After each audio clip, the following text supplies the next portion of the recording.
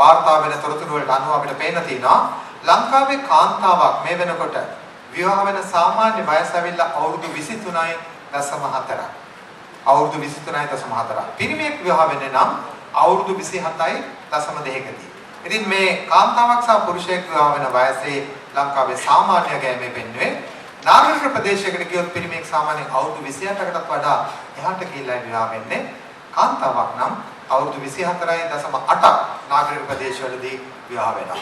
අඩුම විවාහ වීමේ අඩුම අගයන් සාමාන්‍යයෙන් වාර්තා වෙන්නේ මේ වතු අංශයේ අවුරුදු 22ක් එහෙම නැත්නම් 23කට අඩු අගයකදී තමයි ඒ සාමාන්‍යගේ වතු අංශයෙන් වාර්තා වෙන්නේ. ඉතින් අපිට පේනවා නාගරික ප්‍රදේශවල තරමක් ප්‍රජනක වයස තරමක් ඉහළට ගිහිල්ලා තමයි විවාහ වෙන්නේ. නමුත් වතු අංශවල ඊට වැඩි අඩු වයසකදී විවාහ වෙනවා. ඉතින් මේ ලංකාවේ විවාහ වෙච්ච ප්‍රවණතාවය කොහොමද වෙනස් වෙලා තින්නේ? එහෙම නැත්නම් ඒ විවාහ වෙන ශීඝ්‍රතාවය කොහොමද වෙනස් වෙලා තින්නේ? අතම බොහොම සරලව කිව්වොත් 1900 ගණන් වල මුල අවුරුදු 18 දී තමයි කාන්තාවක් සාමාන්‍ය විවාහ වුනේ. අපි ඒක ගැන තරම් සාකච්ඡා කරන්නේ නැහැ මේදී. නමුත් අපි 1971 ගත්තොත් එහෙම ඔයගලන්ට පේනවා ඇති ලංකාවේ කාන්තාවක් විවාහ වුනේ අවුරුදු 23.5කදී. කියන්නේ අවුරුදු 23 මාරකදී තමයි කාන්තාවක් විවාහ වුනේ. ඉතින් මේ අවුරුදු 23 මාරදී කාන්තාවක් විවාහ වෙච්ච එක ක්‍රමයෙන් ඇවිල්ලා වසර 1993 වගේ වෙනකොට කාන්තාවක් විවාහ වෙලා තියෙන්නේ අවුරුදු 26කට ආසන්න වෙන වයසකදී. ඒක නිසා තමයි ලංකාව හුඟක් වෙලාවට මමත් පළ කළ තියෙන ලිපිවල සඳහන් කරලා තියෙනවා අයර්ලන්ඩ් ඔෆ් ඒෂියා. ඒ කියන්නේ ආසියාවේ අයර්ලන්තය. ඒ කියන්නේ අයර්ලන්තයේ තුවා කාන්තාවන් වයසට ගිහිල්ලා තමයි විවාහ වුනේ. ඉතින් ජනගහනය 40ක් විතර වගේ 30ක් විතර එනවා විවාහය හුඟක් ප්‍රමාද කරපුවා. ඉතින් මේ ලංකාවෙත් මේ ස්වභාවය තියුණා නැත්නම් අයර්ලන්ඩ් ඔෆ් ඒෂියා. ඒ කියන්නේ ලංකාවේ කාන්තාවන් විවාහ වුනේ සෑහෙන විවාහ වෙන වයස ප්‍රමාද කරමින් ගියා. හැබැයි ඒ ස්වභාවය වෙනස් වුණා 1993න් පස්සේ. හැම තොරතුරකින් මේක ක්‍රමිකවම වාර්තා වෙනවා. gradual decline.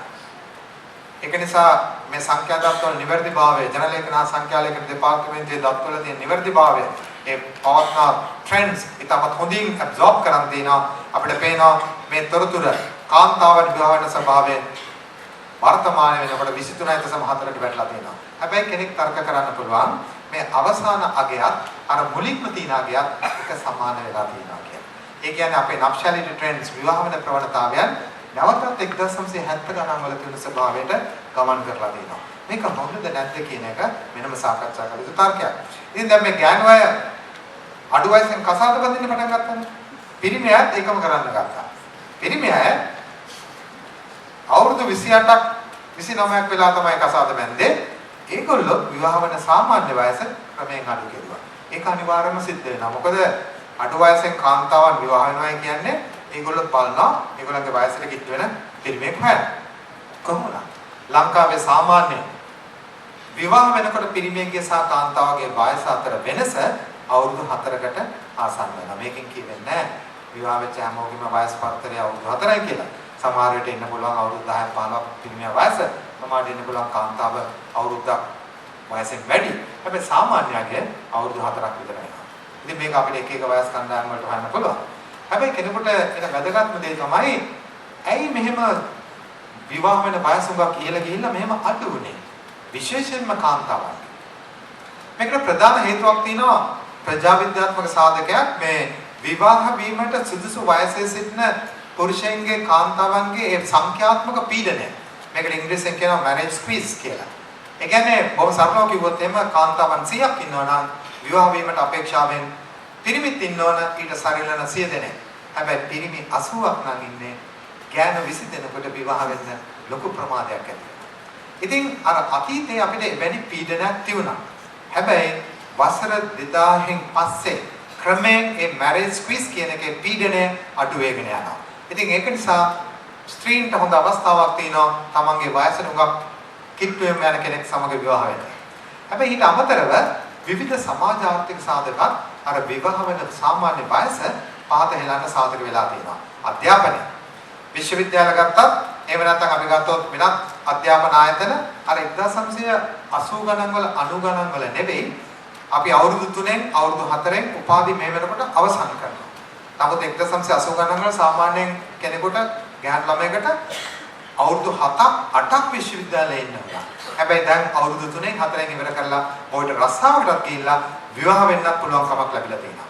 ඒ වගේම සේවා විමුක්තිය ඉතාමත් අඩු සේවා විමුක්තියක් තමයි ලංකාවේ තියෙන්නේ 3ක් වගේ අගයක්. ඒ කියන්නේ ජනසංඛ්‍යාවේ ඉන්න පිරිමින්ගෙන් අති බහුතරයකට රැකියාවන් තියෙනවා. රැකියාව එහෙම නැත්නම් විවාහ වෙළඳපොළ තුළ මැරේජ් මාකට් එක තුළ පිරිමියෙකුට විවාහ වීමට අවශ්‍ය කරන ප්‍රධානම සාධකයක් තමයි ස්ථීරම රැකියාවක් වෙන්න අවශ්‍ය නැහැ. හැබැයි මාසිකව ලැබෙන වැටුපක් තියෙනවා. ඉතින් පිරිමි හොඟ දෙනකොට එවැනි වැටුපක් තියෙන නිසා ඕන් විවාහයට අතුල් වෙනවා. සේවා විමුක්තිය අනිවාර්යයෙන්ම විශාල සංඛ්‍යාවක් විදේශගත වීම තුල මේ යම් ප්‍රතිඵල තියෙනවා. ඒක නිසා තමයි අර රෙමිටන්සස් ප්‍රේෂණ ලංකාවට අනිවාර්යෙන් ලැබෙනවා. මම හිතන්නේ අපි මේ ගැන කතා කරුවා. ලංකාවට බිලියන 6ක් 7ක් විතර වගේ ලැබෙනවා ඇමරිකානු ඩොලර් විදේශ මුදල්. මේ මුදල් වලින් කිසියම් කොටසක් අනිවාර්යෙන්ම විවාහය හා සම්බන්ධ දෑවැදී නිවාස සකස් කිරීම ඒවා එවැනි කටයුතු වලට විවාහ වීදම් වලට යොදවන බව අපි නොයෙක් සමීක්ෂණ වලින් අධ්‍යයන වලින් හොයලා තියෙනවා. ඒ වගේම මේ සෞඛ්‍ය සාධකත් විවිධ ආකාරයෙන් විග්‍රහ කරන්න පුළුවන්. ඒ සම්බන්ධයෙන් විවිධ පරීක්ෂණ කරලා තියෙනවා. අපි දැකලා තියෙනවා පසුගිය කාලේ කාන්තාවන් තරමක් වයසට ගිහිලා විවාහ වුණාම ඒ ලැබෙන දරුවන් හා සම්බන්ධයෙන් සහ විවිධ සම්පූර්ණතාවයන් කාන්තාවන්ට ඇති වෙන ආකාරන සම්බන්ධයෙන් ඔටිසම්, ඩවුන් සින්ඩ්‍රෝම් එමෙතන මන්ද මානසික තත්ත්වයෙන් යුක්ත දරුවන් බිහිවීමට වැඩි ප්‍රවණතාවයක් කාන්තාවන් වයසට ගිහිලා විවාහ වීම තුළ තියෙනවා. පිරිමි වැඩි වයසට ගිහිලා විවාහ වීම තුළ ඩවුන් සින්ඩ්‍රෝම් සහ ඔටිසම් කියන රෝග ලක්ෂණ වලින් යුක්ත මානසික ගැටලු වලින් යුක්ත දරුවන් බිහි කිරීමේ වැඩි ප්‍රවණතාවයක් තියෙන නිසා වෛද්‍යවරුන් සහ ඔවුන්ගේ දෙමාපියන් යහළු මිත්‍රාදීන් හුඟක් වෙලාවට කියන හුඟක් වයසට ගිහිල්ලා බඳින්න එපා. අපි මෙහෙම දෙයක් දැක්කා. ඒක නිසා ඉක්මනින් කසාද බඳින්න. ඉතින් කොහොමවත් මේක වෛද්‍යවරුත් කියන හේතුව තරමක් වයසට ගිහිල්ලා බැඳීම තුළ අපි කියන මදසරු භාවය, subfertility, infertility කියන ඒවා ඇති වෙනවා. දරුවන් ගැප් ගැනීම සහ ඒ අවස්ථාවක් නැති වෙනවා. ඒක නිසා සමාජය තුළ යම්කිසි පෙළඹවීමක් තිබුණා ආර්ථික වශයෙන් හැකියාවක් යම්කිසි සංවර්ධන මාවතකට යොමු වෙලා තියෙන නිසා මුදල් ගැවසීම මුදල් ලැබීම අතර විවාහයට අවස්ථාවක් ලැබෙනවා. ඒ වගේම මේ ගබ්සාව කියන එකත් ඇත්තෙන්ම යම්කිසි හේතු සාධකයක් වෙනවා. දැන් අතීතේ ඉඳන් ඇත්තෙන්ම යම්කිසි ජෝඩුවක් කසාද බැදලා නැති යුවලක් ඇත්තෙන්ම ගැප් ගැනීමක් සිද්ධ වුණොත් ඔවුන්ට ගැබ නැති කර ගන්න පුළුවන්. එවැනි මධ්‍යස්ථාන ලංකාවේ බහුල වශයෙන් තිබුණා. ඒක නිසා ඔවුන්ට විවාහ වීමට අවශ්‍යතාවයක් තිබුණේ නැහැ ගැබ වුණ නැති කර ගන්නවා ටර්මිනේෂන්. හැබැයි මෑත කාලේ වෙනකොට එවැනි මධ්‍යස්ථාන සම්පූර්ණයෙන්ම වසා දැමීමේ ප්‍රතිඵලයක් විදිහට ඒක හොඳද නරකද කියන එක මම ඉතින් සාකච්ඡා කරන්නේ නැහැ. කොහොමද ඇති වෙලා තියෙන තත්ත්වය තමයි යම්කිසි තරුණ විවාහක නොවන ජෝඩුවකට දරුවෙක් ලැබෙන්න ආවොත් එහෙම ඒගොල්ලන්ට තියෙන එකම ඔප්ෂන් එක තමයි නැත්නම් බහුල වශයෙන්ම පාවිච්චි කරන් තියෙන ඔප්ෂන් එක තමයි ඉක්මනින් විවාහ වෙන එක. හැබැයි ඒක අතීතයේදී එහෙම නොවෙන්න තිබුණා. එහෙම නැත්නම් ඉතින් වෙනත් අංශවලට යන්නත් පුළුවන්. හැබැයි මේ ගබ්සා කිරීම සීමා කිරීම තුළ හුඟක් වෙලාවට අපි දකිනවා අඩු වයසේ කාන්තාවන් මුදල් හදලා තියෙන නිසා දෙමාපියන්ත් ඒකට කැමති නිසා පිරිමයට ආදායම් මාර්ගයකුත් තියෙන නිසා විවාහයට අතුල් වීමට උත්සාහ කරනවා. වෙනත් සාධක තියෙනවා හුඟක් අපි වගක් කතා කරන්න උත්සාහ කරන්නේ. මගේ දෙවෙනි කොටසට ඇතුළත් වෙනවා. දෙවෙනි කොටසේ කතා කරන්නේ රූපේ බැලු සැනින්ම අවබෝධ වෙනවා. කතා කරන්න යන්නේ කුඩා දරුවන් බිහිවෙන ප්‍රවණතාවය ගැන. සජීවී දරුවා 2012 ජනසංගණනයේ ඉතාමත් වැදගත් ජනලේඛනා සංකල්ප දෙපාර්තමේන්තුව මේ පවතින වාතාවරණය තුළ අපිට අවශ්‍ය නැත්නම් දැනගන්න ලංකාවේ උපත් සිද්ධ වෙන ශීඝ්‍රතාවය මොකක්ද? අපේ රට අනිකුත් රටවල් සමග කොතැනද ඉන්නේ කියන තැන හොයාගන්න. එයano මේ සඵලතාවය දරුවන් බිහිවෙන ප්‍රවණතාවයේ ශීඝ්‍රතාවය මැනීම සඳහා අපි මිනුම් කීපයක් පාවිච්චි කරුවා. ඒවා මෙතන සඳහන් කරලා තිනවා. සමාජය තුළ ඉන්න අවුරුදු 5ට අඩු දරුවන් සංඛ්‍යාව මොකද්ද? කාන්තාවන්ට සම්බන්ධ කරලා. ඒ වගේම අවුරුදු 15ට වැඩි කාන්තාවකට ලැබෙන දරුවන් සංඛ්‍යාව මොකද්ද? ඒ වගේම වඩාත් ප්‍රචලිතව පාවිච්චි කරන TFR total fertility rate මුළු සඵලතා අගය.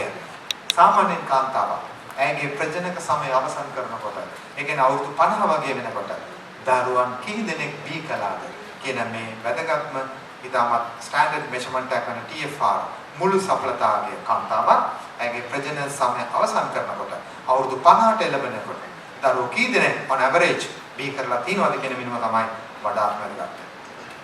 සරල මිනුම් තියෙන ඕන කෙනෙකුට තේරුම් ගන්න පුළුවන්. අපි අහනවා එක ප්‍රශ්නයක් මේ ප්‍රශ්න වලින් අපි තොරතුරු ලබාගෙන තිනවා. කොහොම සරල ප්‍රශ්නයක් අපි හොයාගෙන තිනවා. අවුරුදු 5ට අඩු ළමයින් ලංකාවේ කොච්චර ඉන්නවද? එතකොට ඒ වගේම අවුරුදු 15යි 49 අතරේ මේ කාන්තාවන් කිව්වම අවුරුදු 15යි 49 අතරේ කාන්තාවන් කොයිතරම් ඉන්නවද? එතකොට මේ අවුරුදු 5ට අඩු ළමයින් බිහි වෙලා තින්නේ මේ අවුරුදු 15යි 49 කාන්තාවන්ට තමයි. ඒ කියන්නේ පසුගිය වසර 5 පුරා වෙච්ච සඵලතාවයෙන් දැන්ට ජීවත් වෙන අය තමයි මේ ඊටමත් අඩු ලදරු මරණ අනුපාතකයක්, ඊටමත් අඩු ළමා මරණ අනුපාතකයක් තියෙන රටක මෙවැනි මිනුමක් ඊටමත් හොඳයි. පසුගිය වසර 5 තුල වෙච්ච උපත් සංඛ්‍යාව පිළිබඳව යම්කිසි අවබෝධයක් ලබා ගැනීම. ඒ අනුව අපිට පේන ලංකාව සමස්තයක් විදිහට ගත්තොත් එහෙම අවුරුදු 15ත් 49ත් අතර කාන්තාවන් 100 දෙනෙක් ගත්තොත් ඔවුන්ට දරුවන් ඉන්නවා 33 දෙනෙක්. වතුවංශයට ගියොත් 15-49 කාන්තාවන් 100ක් ගත්තොත් ඔවුන්ට දරුවන් 41ක් ඉන්නවා. අඩුම දරුවන් සංඛ්‍යාව වාර්තා වෙන්නේ නාගරිකව. ඉතින් මේ තොරතුරු අපි මම දන්නවා මේ තොරතුරු හුඟක් වැදගත් වෙනවා විවිධ අංශ වලට සාකච්ඡා කරන්න. ඒ කියන්නේ අපි පසුව කියනවා ඇත්තෙන්ම ඊටමත් වැදගත් දෙයක් තමයි ලංකාව ගත්තොත් එහෙම ඔයගලන්ට පේනවා සිංහල සහ ශ්‍රී ලාංකික දෙමළ කියන කණ්ඩායමට ඉන්න දරුවන් සංඛ්‍යාව වර සෑම ස්ත්‍රීන් 100 දෙනෙකුටම ප්‍රජනක වයසේ ඉන්නේ එක හා සමානයි. 31ක් තමයි. හැබැයි ඉන්දියානු දෙමළ අය විශේෂයෙන්ම වතු කරේ නිසා වුන් ජීවත් වෙන්නේ. ඔවුන්ට දරුවන් 39 දෙනෙක් පමණ ඉන්නවා. සෑම ස්ත්‍රීන් 100 දෙනෙකුට. හැබැයි ශ්‍රී ලංකාවේ යෝනක කණ්ඩායම ගත්තොත් නම් සංඛ්‍යා දත් වලින් පේනවා එක අපිට ඒක සංගවන විදියක් නෑ ඇත්තටම. ඔවුන්ට දරුවන් 43 දෙනෙක් ඉන්නවා. ප්‍රජනක වයසේ ඉන්න කාන්තාවන් 100ක් ගත්තොත් ඔවුන්ට දරුවන් 43 දෙනෙක් ඉන්න බව තමයි 2012 ජනසංගණනයේ සියලුම වයස් වලින් ලබා ගන්නා වූ යම් තොරතුරකින් අපිට වාර්තා වෙනවා. ඒ වගේම අපිට හොයන්න පුළුවන් මේ children never born ඕනම කාන්තාවගේ වයසට අනුව බිහි කරලා තියෙන දරුවන් සංඛ්‍යාව ආන බලවා. ඔයගලන්ට පේන ඇති මේ දම් පාටට හුරු කොටස. ඒ කියන්නේ මේ දම් පාටෙන් පෙන්වන්නේ ඇත්තම නාගරිකාංශය. කිසිම දරුවෙක් නැති එක දරුවෙක් පමණක් ඉන්න, දරුවන් දෙන්නෙක් ඉන්න, තුන් දෙනෙක් ඔය විදිහට පැරිටි කියන එක දරුවන් සංඛ්‍යාව පෙන්වලා තිනවා. මේදී ඔයගලන්ට පේනවා ඇති zero parity, parity 1, parity 2 දරුවන් නැති එක දරුවෙක් හෝ දරුවන් දෙන්නෙක් ඉන්න කණ්ඩායම බහුල වශයෙන්ම ඉන්නේ නාගරික ප්‍රදේශවලයි. හැබැයි ප්‍රතිවිරුද්ධ කණ්ඩායම අනිත් රෝදය ගත්තොත් එහෙම පේන ඕගලන්ට අර කහ පාට නැත්නම් දුඹුරු පාටට හුරු කවයෙන් පෙන්වන්නේ ඒ කවය තමයි උසම බාර ටික එකතු කරගෙන ඉන්නේ. ඒ කියන්නේ අපිට පේනවා වතු අංශයේ අයට ළමයි 3, ළමයි 4, ළමයි 5 එවැනි වැඩි higher parity orders වල වැඩිපුර ඉන්නේ මේ වතු අංශයේ. නාගරිකාංශයේ අඩු සඵලතා මට්ටමකුත් එමෙතන් විතමත් අඩු වගේකුත් ග්‍රාමීය අංශය සහ විශේෂයෙන්ම වතු අංශයේ වැඩි දරුවන් සංඛ්‍යාවකුත් පෙන්වන්න කරනවා. ඊට පස්සේ අපි යනවා මේ සාකච්ඡා කරන්න බොහෝ විට දැන් අවුරුදු 15-49 කියලා ගත්තට අවුරුදු 15-49 ඉන්න හැම කාන්තාවක්ම එක හා සමාන ලෙස දරුවන් බිහි කරන ප්‍රවණතාවයකට යන්නේ නැහැ. ලංකාව සහ විශේෂයෙන්ම බටහිර ලෝකයේ රටවල් වල හුඟක් රටවල් අපිට පේන්න තියෙන දෙයක් තමයි මේ peak fertility. නැත්නම් සඵලතාවයේ උපරිමය සාමාන්‍යයෙන් වාර්තා කරන්නේ ඕනම රටක අවුරුදු 25-29 කියන කණ්ඩායම තුලයි. ඔයගොල්ලන්ට පේනවා ඇති මේ වයස තුල තමයි අපේ වගේ රටවල් සඵලතාවයේ උපරිමය වාර්තා. මේක අපි ඉන්දියාව බංග්ලාදේශ ගියාම අවුරුදු 20-24 කියන කණ්ඩායමේ තමයි සාමාන්‍ය වෙන්නේ. ඉතින් ඔයගොල්ලන්ට පේනවා ඇති මේ වසර 2012ක තමයි මේ යම් කිසි ටිකක් නිල් පාටකට හුරු පාටකට වගේ දාලා තියෙන්නේ. නිල් පාටකත් මේ කතිරයක් සහිතව ඒ කතිරයක් සහිතව එක තමයි සෑහෙන උඩින්ම ඉන්නේ. වයස් විශේෂ සඵලතා වක්‍රය ගත්තොත් එහෙම ඇත්තම 2012 වයස් විශේෂ සඵලතා වක්‍රය ඉතාමත් උඩින් ඉන්න මේ රතු පාට එක 2010 DHS එක. මේදී යම් සංසන්දනාත්මක අනුව යම් කිසි පොඩි ගැටලු තියෙනවා. නමුත් අපිට මේ ප්‍රවණතාවය ගැන සාකච්ඡා කරන්න මේ පොඩි ගැටලු ඇත්තම ඒ තරම් බාධාවක් වෙන්නේ නැහැ. අපිට අනිවාර්යෙන් පේනවා මේ වයස අවුරුදු 40 පටන් ඉතාමත් අඩු සඵලතාවයක් තමයි වාර්තා වෙන්නේ. හැබැයි යෞවන සඵලතාවයේ ලංකාවේ සෑහෙන ඉහළ මට්ටමක තියෙනවා. ඒ වගේම යෞවන සඵලතාවයේ ශ්‍රී ලංකාවේ වර්ධනය වෙලා තියෙනවා. ඉතින් මේ විවිධ වයස් කණ්ඩායම් වලට අනුව ප්‍රජනක වයසේ ඉන්න මේ තොරතුරු අපි මාරු කරන එක සංයුක්ත දර්ශකයක්. ඒක තමයි අර මම මුලින් කිව්ව එක කාන්තාවක්. ඇයගේ ප්‍රජනක සමය තුල on average සාමාන්‍යයෙන් දරුවන් කී දෙනෙක් බිහි කරනවා. ඒක තමයි මෙතනින් වාර්තා කරන්නේ. අපි රටවල් අතර සංසන්දනය කරන්න පාවිච්චි කරන හොඳම මිනුමක් තමයි මේ ලංකාවේ සාමාන්‍ය කාන්තාවක් මේ වෙනකොට දරුවන් 2.42ක් බිහි කරන බව තමයි දෙන්නේ. අපිට මේ සමහර අයට මේ දරුවන් 2.42ක් කියනවා පොඩි අමාරුවක් තියෙනවා. ඒක අපි කියනවා කාන්තාවන් 100ක් ගත්තොත් එහෙම දරුවෝ 2240ක් බිහි කරලා දෙනවා. හරි? දරුවෝ 240ක් කාන්තාවන් 100කට. නමුත් මේ සාමාන්‍ය ගැන ගන්න කරනකොට එයා කියන්නේ නෝ. අපි වතු වංශයට කියලා බැලුවොත් එimhe ඒ අගේ දරුවන් 3ක් වෙනවා. නාගරික වංශයට කියලා බැලුවොත් 1.1යි. මම හිතන්නේ මෙතන ඉන්න උගක් අය දන්නවා මේ අගේ කියනකොටම යම්කිසි රටක කිසියම් සඵලතා අගයක් මුළු සඵලතා අගයක් 2.1කට වාර්තා වෙනවා කියලා කියන්නේ ඒ රට හෝ එම ප්‍රදේශයේ ආදේශක සඵලතා මට්ටමක් හිමි කර ගන්නවා. ඒ අනුව ලංකාවේ නාගරික ප්‍රදේශ ඇත්තෙන්ම ඉන්නේ මෙන්න මේ ආදේශක සඵලතා මට්ටමේ. නාගරික ප්‍රදේශවල සඵලතාගේ මුළු සඵලතාගේ 2.1යි මුළු ලංකාව 2.4යි ඒ වගේ අපිට පේන්න තියෙනවා පැහැදිලිවම. ඒ අනුව කැපී පෙනෙන ආකාරයට සඵලතාවේ වෙනසක් තියෙනවා ප්‍රදේශාන. ඒ වගේම ඔයගලන්ට පේන ඇති මෙන්න මේ රූපෙන් අතම 1950 ගණන් වල 60 ගණන් වල ලංකාවේ කාන්තාවක් සාමාන්‍යයෙන් දරුවෝ 5ක් 6ක් විතර වගේ ප්‍රමාණයක් බිහිකරා. 50 ගණන්. 80 ගණන් වල වෙනකොට මේක දරුවෝ 3 මාරකට විතර වගේ අඩු වුණා. පසුගිය සියවසේ අවසානයේ වෙනකොට මේක දරුවෝ දෙන්නටත් වඩා තරමක් අඩු වුණා. හැබැයි මෑත කාලේ වෙනකොට මේක ක්‍රමයෙන් වර්ධනය වෙන ස්වභාවයක් තියෙනවා.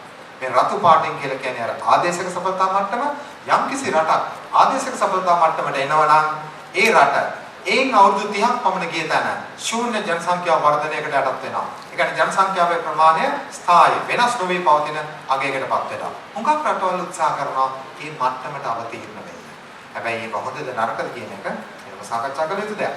හැබැයි කොහොමුණත් ලංකාවේ සඵලතාවය ශීඝ්‍රයෙන් අඩු වුණා ආයි ක්‍රමයෙන් වර්ධනය වෙන බව.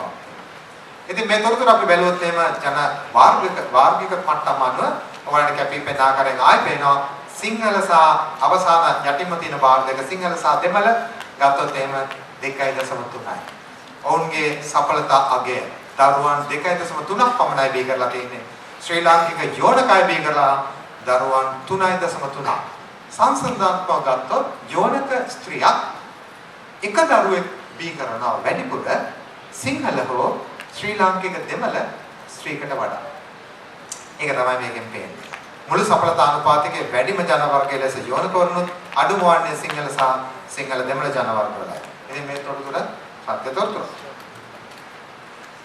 ඒ වගේම කෙනෙකුට උනන්දු වෙන්න පුළුවන් මේ ලංකාව පළාත් අනුව ගත්තොත් එහෙම කොහෙද මේ සඵලතාවය වැඩිපුරම ඉන්නේ? කොහෙද මේ වැඩිපුරම කාන්තාවන් දරුවෝ බිහි කරන්නේ? වැඩියෙන්ම දරුවන් බිහි කරන ශීඝ්‍රතාවය වාර්තා වෙන්නේ ත්‍රිකුණාමලේ. ඊට පස්සේ නුවරඑළිය. ඊට පස්සේ අනුරාධපුර, අම්පාර, මොනරාග, අම්බන්තොට, පොළොන්නරුව. ලංකාවේ වැඩිම දරුවන් බිහි කරන දිස්ත්‍රික්ක විදිහට මේ ටික හොයා ගන්න පුළුවන්. ත්‍රිකුණාමලේ. අනිවාර්යයෙන්ම මොකද දන්නවා ත්‍රිකුණාමලේ වාර්ගික කණ්ඩායම් තුනම එක හා සමාන අගය දරනවා 133ක් 135ක් වගේ. ඔයලා අපි කියන මේ minority concept එහෙම නැත්නම් තමන්ගේ කණ්ඩායම වැඩි කර ගැනීමේ යම් ආකල්ප තියෙන්නත් පුළුවන්. කොහොමදත් මේ රතු පාටින් ලකුණු කරලා තියෙන දිස්ත්‍රික්ක හැම එකක්ම සාමාන්‍යයෙන් තරමක ග්‍රාමීය බවක් සංවර්ධන මාවතේ තරම් අයත් නොවෙච්ච දිස්ත්‍රික්ක විදිහට වාර්තා කරනවා. ප්‍රතිවිරුද්ධ පැත්ත ගත්තොත් එහෙම ලංකාවේ කොළඹ තමයි අඩුම සඵලතාවයක් වාර්තා කරන්නේ. ඒ වගේම යාපනයේ ඉහළ අධ්‍යාපන මට්ටමක් තරමක උසස් රැකියාවන් කරන කණ්ඩායම් ගම්පහ කළුතර ගාල්ල මේ දිස්ත්‍රික්කවල සඵලතාවය අඩුම දිස්ත්‍රික්ක. සංවර්ධනයේ වැඩි ඉඩකඩක් ලබාගත් දිස්ත්‍රික්ක තමයි ඒවා. වඩා හොඳ ආදායම් මාර්ග තියෙන දිස්ත්‍රික්ක තමයි මේ දිස්ත්‍රික්ක. අඩු ආදායම් සහිත දිස්ත්‍රික්කවල සඵලතාවය වැඩි. ඉතින් මේ කියපු කතාව 2005 2011 ගත්තොත් එහෙම ඔයගලන්ට පේනවා වසර දෙකකට මේක සංසන්දනය කරලා තිනවා නාගරික ප්‍රදේශවල ඇත්තෙන්ම සඵලතාවය ලංකාව සමස්තයක් විදිහට සඵලතාවය වැඩි වුණාට නාගරික ප්‍රදේශවල සඵලතාවය 2005 සිට 2011 ක්‍රමෙන් අඩු වෙලා තියෙනවා. අවසානම භාගයේ නාගරික සඵලතාවය කාන්තාවක් නාගරික සඵලතාවය ක්‍රමෙන් අඩු වෙලා තියෙනවා. හැබැයි වතු අංශයේ කැපී පෙනෙන විදිහට වැඩි වෙලා තියෙනවා. ග්‍රාමීය අංශයේ යම් කිසි වැඩිවීමක් තියෙනවා. ඉතින් වඩා වැදගත් වෙන දෙයක් තමයි මේ අධ්‍යාපන අනුව සඵලතාවය වෙනස් වීම. ලංකාවේ සඵලතාවය වැඩි කරගෙන තියෙන ප්‍රබලම කණ්ඩායම තමයි මේ ද්විතීක අධ්‍යාපනයක් ලබාගත් ස්ත්‍රීන්. ඒ කියන්නේ පාසල් වසර 5 සහ 10 කියන කොටස සම්පූර්ණ කරපු කණ්ඩායම ඒ ස්ත්‍රීන් අනිවාර්යයෙන්ම ඔවුන්ගේ සඵලතාවය වැඩි කරන් තියෙනවා. හැබැයි අඩු සඵලතාවයක් තමයි කිසිදා පාසල් නොගිය ස්ත්‍රීන් පෙන්වන්න කරන්නේ. නමුත් මේ කණ්ඩායම ඉතාමත් පොඩි කණ්ඩායමක් ලංකාවේ මේ කණ්ඩායම ද්විතීක අධ්‍යාපනයක් ලබාගත් කණ්ඩායම ඉතාමත් විශාලයි. ඔවුන් ලංකාවේ ඇත්තටම ස්ත්‍රීන්ගෙන් වයස අවුරුදු 15ට වැඩි ස්ත්‍රීන්ගෙන් 45% පමණ වෙනවා. කොහොම වුණත් අධ්‍යාපන අනුව උසස් අධ්‍යාපනය ලබාගත් කාන්තාවන්ගේ සඵලතාවයේ අඩුවීමක් වෙන්න තියෙනවා. උසස් අධ්‍යාපනය ලබාගත් අයගේ අඩුවීමක් වෙන්න තියෙනවා. මේ අය ඒ අගෙම ඉන්නවා. අර මැද අධ්‍යාපනය ලැබුවා වැඩි වෙලා තියෙනවා. ඉතින් මේ ආකාරයට මේ තොරතුරු ඔයගොල්ලන් තියෙනවා. මට වැදගත්ම වෙන්නේ නැත්නම් ශ්‍රී ලංකාව අපේ ආසියාතික රටවල් වල කොතනද ඉන්නේ කියන තැන සඳහන් කිරීම තමයි වඩා වැදගත් වෙන්නේ. ඔයගලන්ට පේනවා ඇති ශ්‍රී ලංකාව ගත්තොත් එහෙම වසර 2000 මේ අතම එක්සත් ජාතීන්ගේ සංවිධානය විසින් ඉදිරිපත් කරන දත්ත 2012 දත්ත ශ්‍රී ලංකාවේ මම මේකට අතුල් කෙරුවේ. අනිත් ඔක්කොම දත්ත එක්සත් ජාතීන්ගේ සංවිධානයේ දත්ත. ශ්‍රී ලංකාව ගත්තොත් එහෙම මෙන්න මේ ශ්‍රී ලංකාව කොළ පාටින් පෙන්නන්නේ 1990 ශ්‍රී ලංකාවේ පමණක් සඵලතා අගය ක්‍රමයෙන් වැඩි වෙලා තියෙනවා 2.4ක් දක්වා. වර්තමානයේ පෙන්වන මේ ශ්‍රී ලංකාවේ සඵලතා අගය වෙන 2.4 සමාන වෙනවා නේපාලය. හැබැයි මාලදිවයිනේ අගයත්, භූතානයේ අගයත්, බංග්ලාදේශයේ අගයත් ලංකාවේ සඵලතාවයට වඩා අඩුයි. වෙනත් විදිහකින් කිව්වොත් the Sri Lankan fertility is well above the Bangladesh, Bhutan and Maldives. How with the Nepalese? ඉන්දියාව ගත්තොත් ඉන්දියාවේ සඵලතාවය මේ වෙනකොට 2.5යි අපිට වැඩි 0.1 විතරයි වැඩියක් තියෙන්නේ. අපි කියන කොරියාව වගේ රටකට ගිහලා බලුවොත් ඒ රට 1.3යි. ඉතින් කොහොමද මේ තොරතුරු බැලුවම ගන්න පේනවා ඇති ලංකාවේ සඵලතාවය වෙනස් වෙනවා. හැබැයි අපි අනිකුත් රටවල් සමග සංසන්දනය කරලා බලනකොට යම් කිසි වෙනස්කමක් අපෙන් නිර්මාණය වෙලා තියෙනවා. ඒ නැත්තම් පෙන්වන්න කරනවා. ඉතින් මේකට හේතු මොකද? ඇයි ලංකාවේ සඵලතාවය මෙහෙම අඩු වෙලා වැඩි වෙන්නේ? විවිධ හේතු තියෙනවා. පරිශකෙක් විදිහට මේ සම්බන්ධයෙන් මාලියා පළ කරලා තියෙන විවිධ ග්‍රන්ථ, විවිධ ලිපි ලේඛන තියෙනවා. ප්‍රධානම හේතුවක් වෙන්න පුළුවන් ලංකාවේ සඵලතාවයේ ඉලෑමට අර විවාහ වෙන වයස. ඒ තමයි මේක හොඳින්ම අවබෝධ වෙන්න ඕන. ලංකාවේ කාන්තාවන් විවාහ වෙන වයස 15 වෙනවා. විවාහ වෙන වයස 15 වැඩිච්ච ගමන්ම අනිවාර්යයෙන්ම ඕනම රටක දරුවන් බිහි වෙන ප්‍රවණතාවයත් වැඩි වෙනවා. ඉතින් විවාහ වෙන වයස අඩුවීමට අමතරව ලංකාවේ රැකියාවන් බහුල වශයෙන් නිර්මාණය වුණා. විදේශ රැකියාවන් නිර්මාණය ලැබුණා. ස්ත්‍රී ශ්‍රම සහභාගීත්වයේ වෙනසක් තියෙනවා.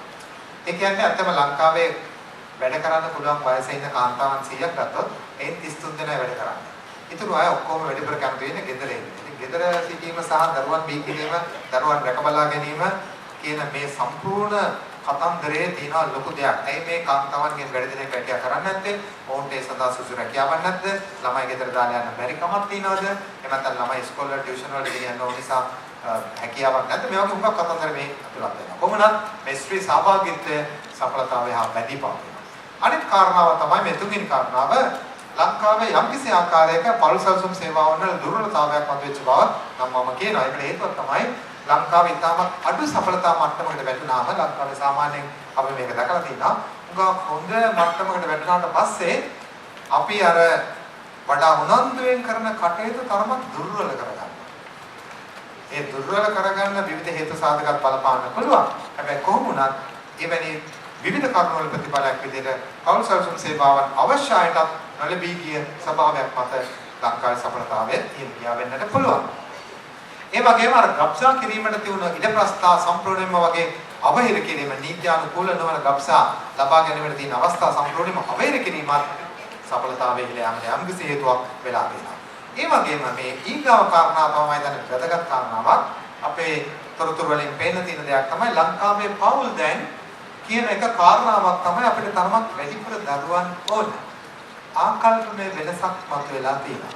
ඒ වෙනසට හේතුව සමාජයට වැඩිපුර මුදල් හදල් අතට එමද එහෙම නැත්නම් යම් කණ්ඩායම් කියන කරුණු කාරණා නිසා එවැනි ආකල්පමය වෙනසක් මතුවලා තියෙනවද? ඒ Tamanට ඇත්තෙන්ම වෙන දරුවන් බී කර ගැනීමට සුසු පරිසරයක් හැකියාවක් වාතාවරණයක් තියෙනවද නැද්ද කියන එක සම්පූර්ණයෙන්ම විග්‍රහ කරලා දෙයක්. ඒ වගේම නැවත විවාහ වීමේ අනුපාතිකය pre-marriage rates කියනවා වැඩි වෙලා තියෙනවා ලංකාවේ. අධිකසස්ථානාත විවාහ වීම, ඒ වගේම මදසරුභාවයට ප්‍රතිකාර treatment for fertility. ඒ වගේම මෙන්න මේක තුනක් වැදගත්. ඇත්තම මෑත කාලේ සුනාමියක් ආවේ නැති වුණා 2004 ක විතරයි ආවේ. හැබැයි උගදෙනෙක් සුනාමියට විවිධ ස්වභාවික විපත් වලට ලකලෑස්ති වෙනවා. ඒ ලකලෑස්ති වීමේ එක මුහුණුවරක් තමයි වැඩිපුර දරුවන් බිහි කිරීම. ඒකට හේතුවක් තමයි අතට සාධාරණයි ගත්තොත් එම අප්‍රිකාවේ මවක්ගෙන් ඇහුවොත් ඇයි දරුවෝ 7 දෙනෙක් බිහි කරන්නේ? ඕන් කියනවා දරුවෝ 4 දෙනෙක් කියලා මරනවානේ මම තරමක් වයසට යනකොට. ඒක නිසා අටු ගානේ වයසට යනකොට දරුවෝ 3 දෙනෙක්වත් ඉතුරු වෙයි. ඉතින් මේ විවිධ ස්වභාවික විපත්, විවිධ man made disasters එනකොට සමහරක් පවුල් අර එමත්නම් දරුවන් වැඩි ප්‍රමාණයක් විදේශ රටවල් වලට ගිහිල්ලා අධ්‍යාපනය සඳහා එවැනි කටයුතු සඳහා ගිහිල්ලා එන්නේ නැතුව ඉන්නකොට එවැනි ප්‍රවණතාවයක් රටේ ඇති වෙන්න පුළුවන්. ඉතින් මේ කරුණ මම ඇත්තෙන්ම කිව්වේ පොඩි සංසන්දනාත්මක අවස්ථාවක් ගන්න. ඇත්තම මේ ලංකාව ප්‍රජා විද්‍යාත්මක වශයෙන් ඉතාමත් ඉහළ රටක් විදිහට, ඉතාමත් ප්‍රබල රටක් විදිහට විවිධ සම්මාන්ත්‍රණවල එක්සත් ජාතීන්ගේ සංවිධානයේ ඕනම සමීක්ෂණයකදී ඕනම සම්මාන්ත්‍රණයකදී අපි කතා කරලා තියෙනවා. ඉතාමත් ප්‍රබල ස්ථානයක් හිමි කරගත්තා. මොකද තරමක් කාන්තාවන් මැචුවර්ඩ් ඒජ් එකකට ගිහිල්ලා අවශ්‍ය කරන තරම් දරුවන් බිහි කරගත්ත ආසියාවේ ආදේශික සඵලතා මට්ටමට ළඟා වෙච්ච ප්‍රථම රට ආසියාවේ. ඒක නිසා අපිට සාමාන්‍යයෙන් හුඟක් හොඳ තැනක් හිමි වෙනවා හුඟක් සම්මාන්ත්‍රණවල. ඒ කොහොම වුණත් අනපේක්ෂිත ලෙස විවාහ වන වයස් මට්ටම පහළ ගිහිල්ලා තියෙනවා. ඒ වගේම සඵලතාවයක් ඉහළ ගිහිල්ලා තියෙනවා. සංසන්දනාත්මක ගත්තොත් එම ලංකාවේ අගය 2.4යි, බංග්ලාදේශයේ 2.2යි. පසුගිය වසර 10-15 තුලම ලංකාවේ සඵලතාවයේ ක්‍රමික වැඩිවීමකුත්, යෞවන සඵලතාවයේ ක්‍රමික වැඩිවීමකුත්, ඒ වගේම විවාහන වයසේ අඩුවීමකුත් වාර්තා වෙනවා.